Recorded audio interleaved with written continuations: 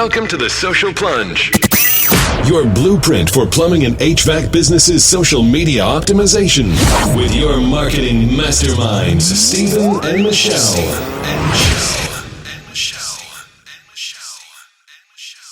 That is right. This is the Social Plunge. Welcome back, podcast listeners. Thank you, intro voice man, for giving us the best introduction for this podcast. I'm here with my co-host, Michelle Martin. How's it going, Michelle? Hey, it's going well.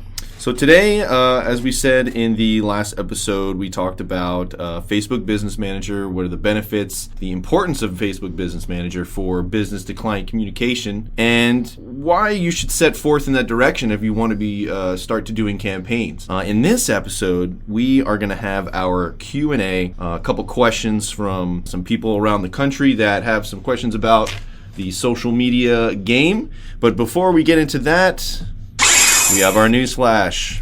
So for today's news flash, I've really been wanting to talk about something that I've been seeing a lot lately on the internet, and it's related to social media and how it's creating anxiety in young people and across populations, and how this can relate to your business. So first of all, I want to say that anxiety is necessary for growth, especially in a business environment. In order to grow and to move on and move forward with new innovative ideas, you more likely than not need to encounter problems.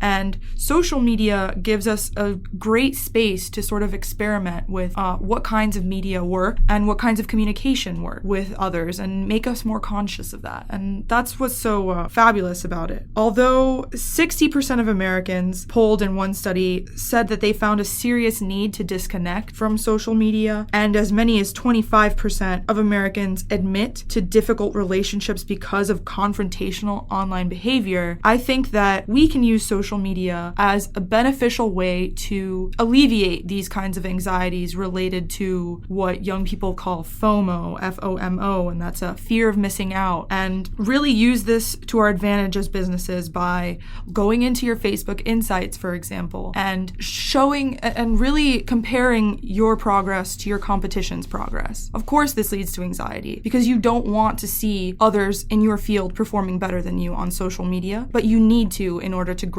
It's absolutely necessary. So what I want to say is embrace your social media anxiety and take it head on. I couldn't agree with you more there, Michelle. That is actually a boatload newsflash. Social media anxiety runs through everybody, no matter who you are. And I think it actually plays a significant role as far as to our clients.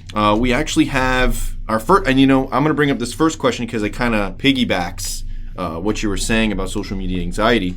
And it's Janet from Portland, Oregon, and she asks, what are your suggestions on negative comments on your page or posts? And to be honest with you, we've had specific situations with our clients that we've had employment recruiting campaigns, and under the post or the specific campaign, there's always been a negative connotation to the specific post. And the best way to handle these, as far as, here at Plumbing and HVAC SEO, is we try to handle those with the most handle those with the utmost care. Not necessarily hiding it depends on what the post says. If the post has obviously curse words or things derogatory to the company that, you're posting for, obviously hide that. That's totally irrelevant. You don't want anybody else seeing that. But if you feel that if you reach out to that specific person and reply to the post, that could actually be another beneficial thing, because people also like interaction. Even though they are going to give out a negative feedback of the company, if you reply back to that negative comment, they probably will respect you in that specific manner. Definitely. It shows that as a business, you are capable of taking criticism, no matter how it's presented, and trying to work with it as best as you can. That makes you a more responsible, responsive business owner. Right. And that looks good across the board. Maybe not necessarily to the person who's criticizing you, but to the rest of your audience. It shows you're trying to grow. Exactly. So it's really important to try to get feedback from that person on a private platform. So what we like to do, and what I think is a very solid approach to dealing with a very negative comment on a page, is try to turn it into something where a private message is being sent instead, so that they can voice their grievances, and then you can get as much as you can out of them without it being necessarily publicly displayed. After you get their message, they can complain all they want to you. You can respond accordingly and deal with it, as well as hide their original negative message. So that prevents it from being public, but it doesn't necessarily ignore the issue. Right. So that's a really great approach to take.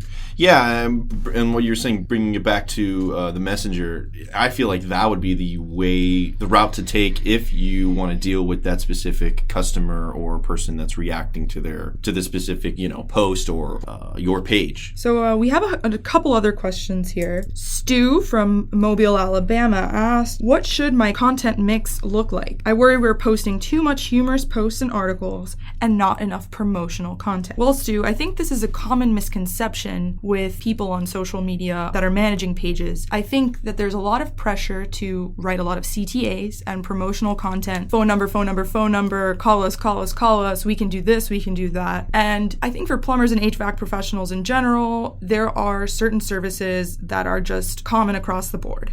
And when somebody wants their AC fixed, they know you can do it because you're an HVAC company. They already know if they like your page or if they're seeing your post, that you can fix their water heater if you're a plumber. But the real question is, the real issue around social media is, what do you want them to see about who you really are as a company, and not necessarily what you do? What you can do as far as customer service, what you can do as far as design work, what you can do that is unique and innovative and fresh is what people want to see, because they know you can clean drains. They know that. And yeah, every once in a while you can pepper your phone number here and there just to make sure that number is top of mind.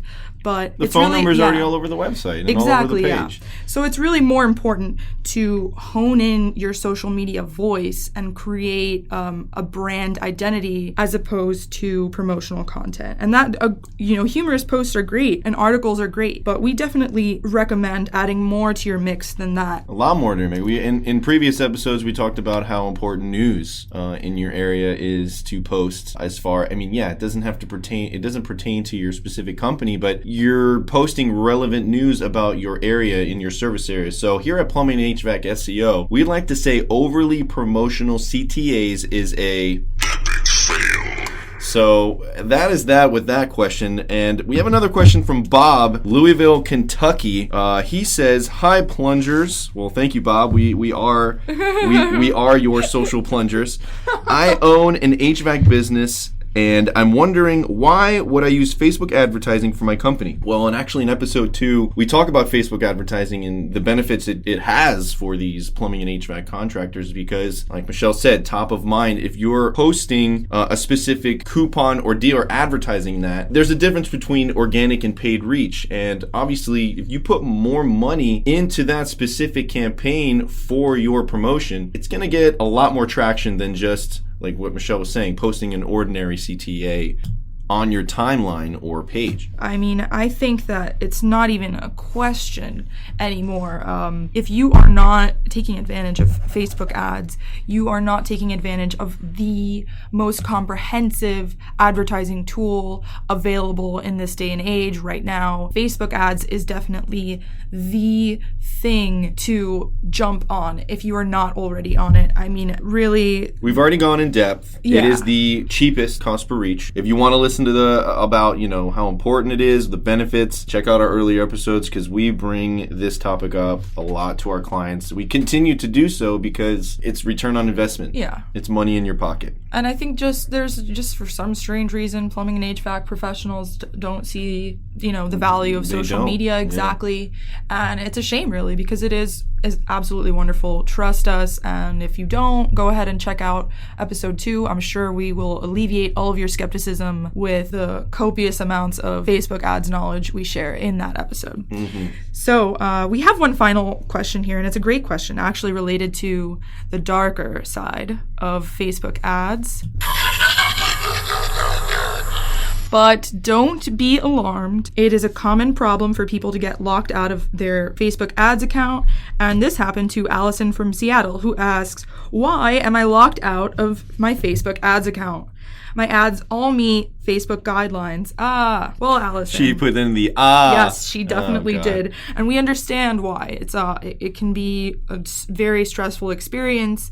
Super sort of stressful. Realizing like, okay, Facebook ads is a great tool. Let me hop on it. Let me create all of these ads, and then have it fall flat when you realize something strange went on that doesn't quite have an explanation. Unfortunately, this happens to so many people, and it probably has something to do with you signing in perhaps to your Facebook ads account with a different IP address than where your account was originally created.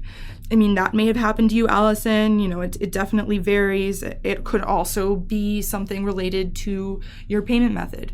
Especially if you pay via PayPal, a lot of people will get locked out of their ads accounts because they changed their payment method in PayPal, and Facebook flags that. And sometimes there's a more specific notification than others about why you're locked out, but there's always a way to fix that or get around it. Chances are it'll take a couple months if you decide to go the route of messaging Facebook and trying to get their team to resolve the issue by sharing with them relevant information to perhaps why your ads account might have been closed, and then giving them your ID and your credit card information again to verify that it is indeed you. And if you don't want to wait a few months, you might get maybe somebody else on your team create a business manager account and then use your payment method to create ads on your page through their ads.